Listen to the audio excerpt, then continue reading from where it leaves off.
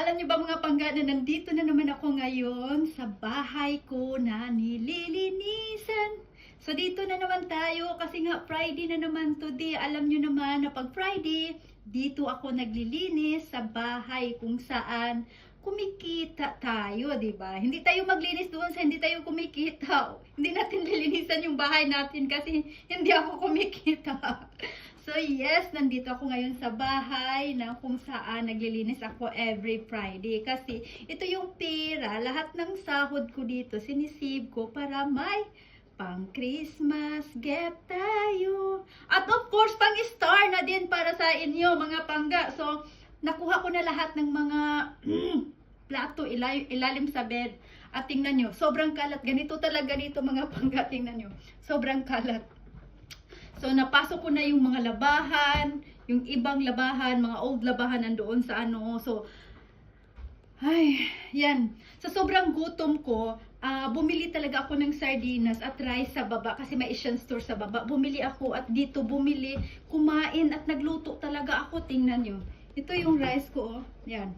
Tapos, nagsardinas na lang para at least mano lang kasi galing pa ako ng trabaho, dumiretso na ako dito. So tinawagan ko na lang yung anak ko na anak, late ako makauwi kasi kailangan pa ako kumita unti. So ganun talaga yung buhay single mom mga pangga. So hindi tayo aasa sa sahod. Pag ikaw ay single mom, nasa ibang bansa, hindi pwedeng umaasa talaga sa sahod, sobra. Pag ikaw ay umaasa sa sahod, talagang nganga talaga pagdating ng panahon. Hindi pwedeng umaasa sa sahod. Lahat ng mga Pilipino na nasa ibang bansa, hindi sila umaasa sa sahod, nag-e-extra talaga sila. At dito po, ito po yung bed. Tapos dito kinukuha sa ilalim yung plato, kinuha ko na lahat. Sobrang dami, I think mga more than 30 na plato. So, sobrang ganda, daming plato. So, ito, dito, lahat, grabe. Ito, mamaya na natin to linisin to dito. Alam niyo, sobrang dami dyan. Sobrang daming mga kalat dyan. Mamaya na yan. So, yan. Katatapos ko lang kumain talaga. At ngayon, punta tayo sa toilet. Dito, hindi na yan. Ang dami kasi niya, pabago-bago siya ng mga computer ngayon. Ang daming kalat, hindi ko na kaya. So, yun yung bathroom niya. Yan. Yan. Sobrang kalat din. So, kailangan natin yang linisin. So, ngayon, every 20 minutes tumatawag ako sa anak ko at sabi ko, anak, kumusta ka? Kumain ka na ba? Mama, kumain ako ng white bread. Hindi healthy, pero bihira lang naman. Kasi today kasi, hindi ako nakagawa ng food para sa kanya. Hindi ako nakapag-prepare. Kasi, late kong na-text itong lalaki na minsan kasi may mga Friday na sabihin niya na, ay, may bisita ako, ayaw kong maglinis ka dito. So, ganon.